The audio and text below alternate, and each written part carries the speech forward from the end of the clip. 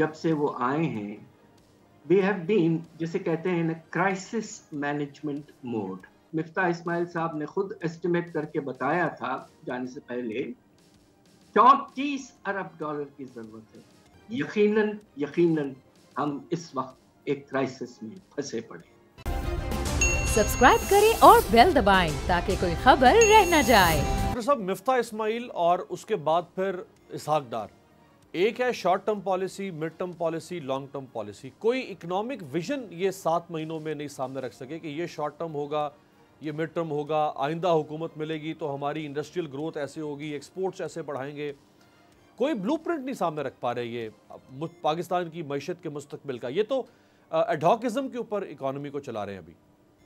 जी, आप बिल्कुल ठीक कह रहे हैं। बात दरअसल ये है कि एक इस वक्त जो पिछले हुकूमत के आखिरी दिनों में और इस हुकूमत के जब से वो आए हैं we have been, जिसे कहते हैं ना, क्राइसिस मैनेजमेंट मोड।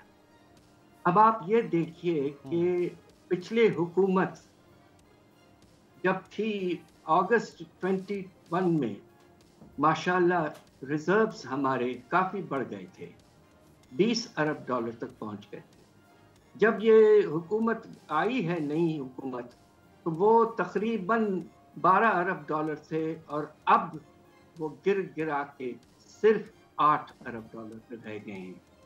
और आपको इस साल जो बाहर से पैसों की ज़रूरत है, वो मिफ्ता इस्माइल साहब ने खुद एस्टिमेट करके बताया था जाने से पहले 34 अरब डॉलर की ज़रूरत है। अब आप मुझे ये बताइए कि जिस मुल्क के रिजर्व सिर्फ 8 अरब डॉलर हों इस वक्त और साल भर में हमें 34 अरब डॉलर की ज़रूरत है, तो क्या ये क्राइसिस मोड है या नहीं है? यकीनन हम इस वक्त एक क्राइसिस में फंसे पड़े। अगर आपको हमारी ये वीडियो पसंद आई है तो लाइक पर क्लिक करें।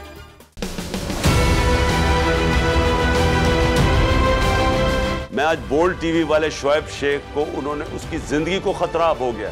पहले उसको था अरशद शरीफ को, आज शोएब शेख का मुझे पैगाम आया, उसको धमकियां दे रहे हैं कि उसको मारेंगे। इस सिर्फ के बोल्ड टीवी हमें उठा रहा है। बोल्ड ने हमेशा हक और सदाकत का साथ दिया, सच के साथ खड़ा रहा। हम हैं मिसाल अब्र, मगर इस हवा से हम डर कर सिमट ही जाएंगे, ऐसे भी हम नहीं। बड़ी मुश्किलात, बड़े बड़े चैलेंजेस, सिर्फ बोल खड़ा रहा, बोल डटा रहा। बोल को है जरूरत अवाम के दुआओं की। इज़हार आसाती के लिए, पाकिस्तान के लिए, पाकिस्तानी अवाम के लिए।